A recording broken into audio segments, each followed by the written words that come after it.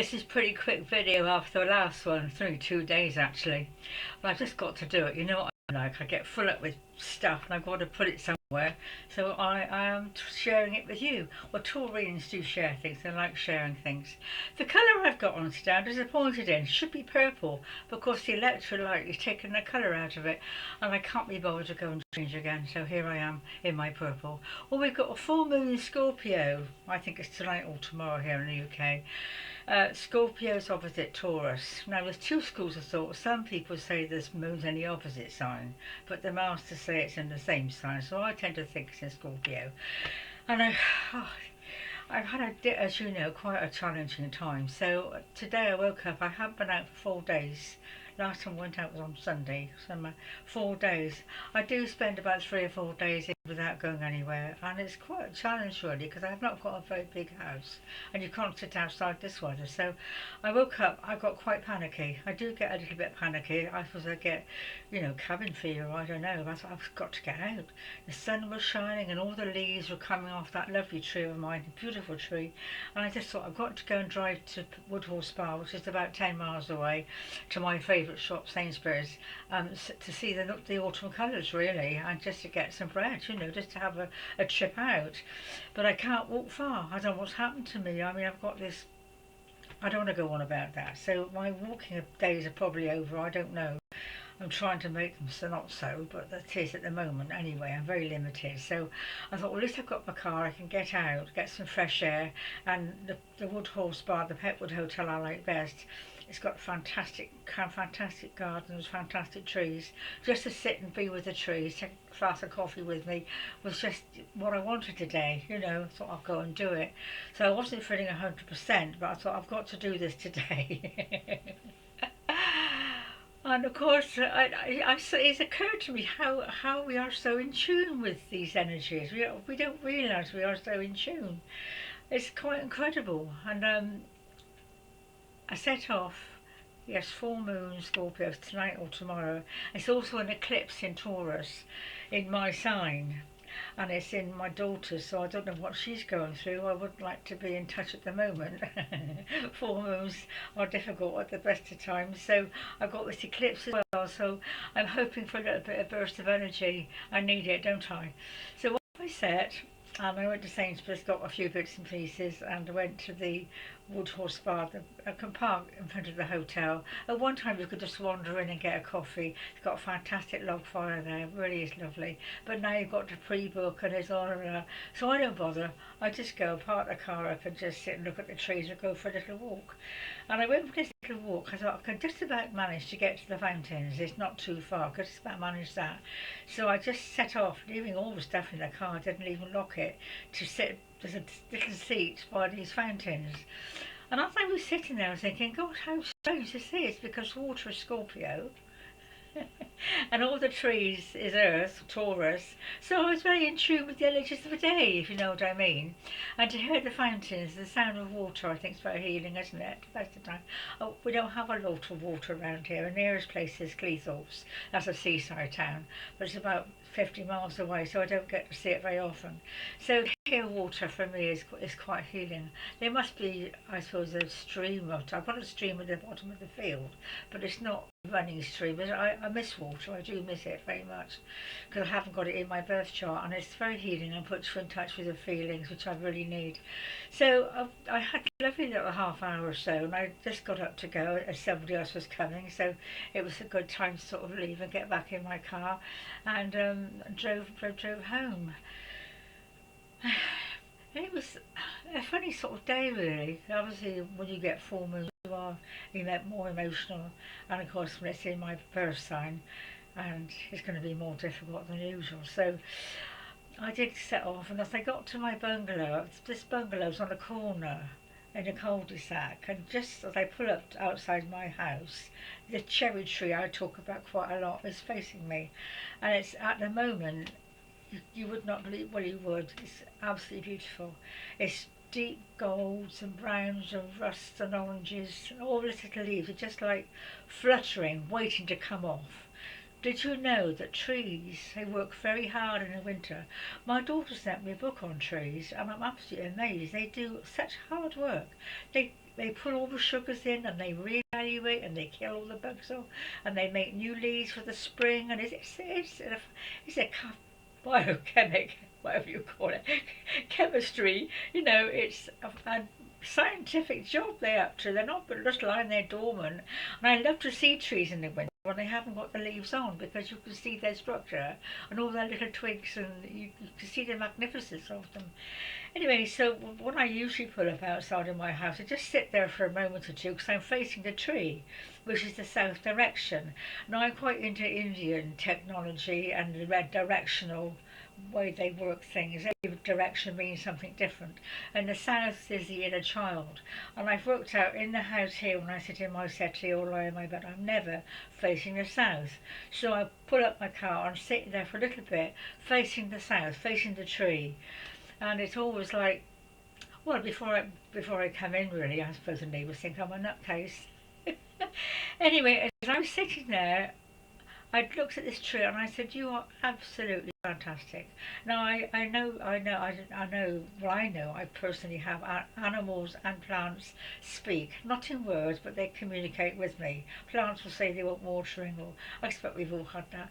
But this tree, I will, middle of the night sometimes, 2 o'clock in the morning, I wander out in my nightie. It's just down a few yards away, and stand under it and talk to it. And I was in my car feeling particularly, I suddenly got very depressed. Suddenly I thought, yeah, I need some love, I mean real, I don't mean the stuff, the romantic, that would be nice, but I realised I've never had love in my life. Now, I didn't realise that. Been told this before. I think I've mentioned it to you. But I don't know why. There are lots and lots and lots and lots of reasons you can analyse it to your blue in the face, but I don't get the real reason. But I've had obviously a childhood with very difficult parents, difficult husband, difficult, I don't mean difficult, just cold, remote people that are not very warm or loving. And I've never really felt love, actually. So I'm jumping ahead. I'm just sticking with the tree. You know what I'm like. My mind is so fast, it goes from one thing to another so quickly. So anyway, I'm in front of this tree, looking at all its leaves. They're just about to come off. Get one high wind and they'd be off. And I just said, what a beautiful tree. And I just was feeling very lonely and unloved. And this blast of love came towards me from this tree. I know it was from the tree. It was probably all the beings with the tree. I mean, it's not isolated, but the feeling I felt, it was just like responding. It does that sometimes to me. And the love that came, I just sobbed and sobbed. It was like, it wasn't the crying from pain or upset. It was just a real heartfelt feeling that this love was coming at me. And it was so sincere. So sincere. It wasn't just, a bunch of roses or a card or the things that people do because that's all they can do, I suppose. I don't know. I've never received it. I've never had a romantic relationship.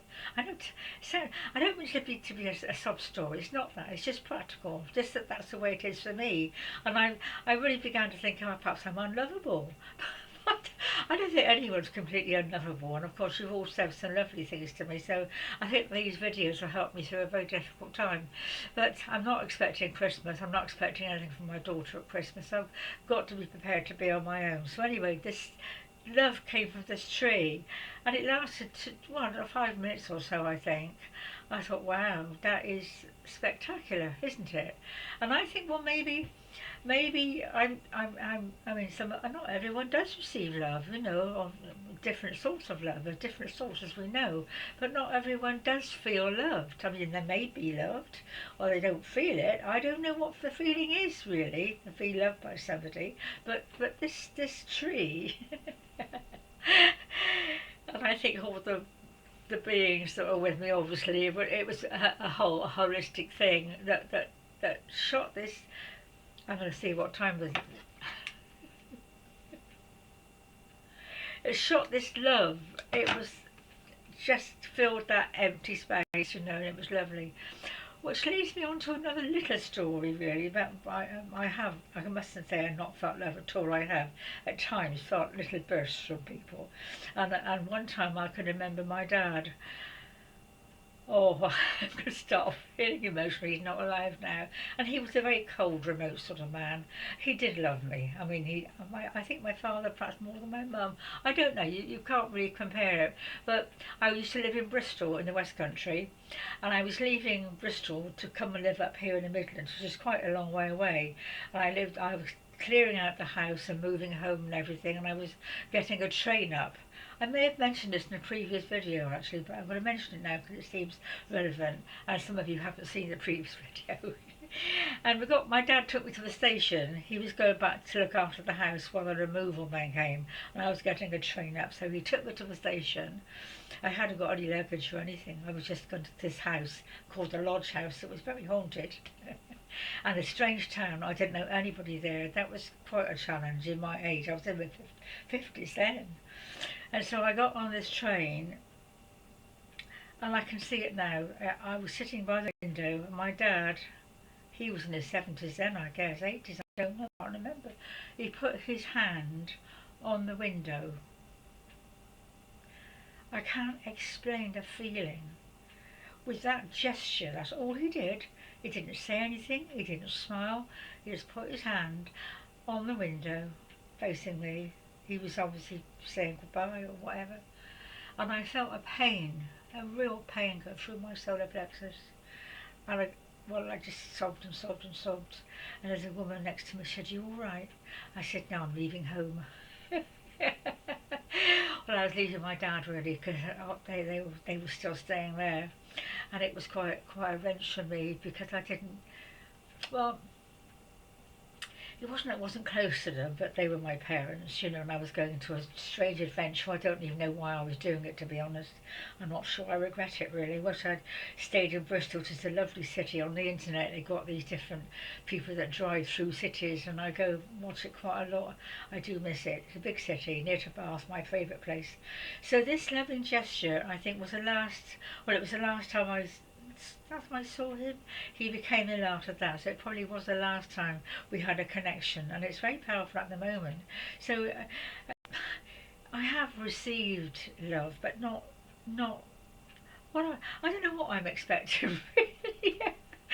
Oh, I don't know. It's hard to put into words, isn't it? So anyway, that came to me today, and there are other little instances I won't go into. I think I've done my time. So it was basically, I think, to sum it up, I think for me, when you look at things from the different perspective, as there's so many perspectives for anything, it's no good me saying I haven't received love, poor me, da da da da. I think it's part of my task to understand love, to understand the earthly love, to understand the love of nature and the love of the earth spirit and of animals and plants, because they are all love, they are pure love. I mean, when you stand under a tree or look at a tree, it's just love in creation, isn't it? And I think that's what I'm learning, so I can pass it back and learn for myself as well, maybe. You know, that you don't have to have human love to survive, you know? Stars, the moon, everything. I'm feeling quite emotional. I'm going to have to go, my darlings. Anyway, love to you all. Enjoy the moon. Take care of your emotions. God bless for now. Bye bye.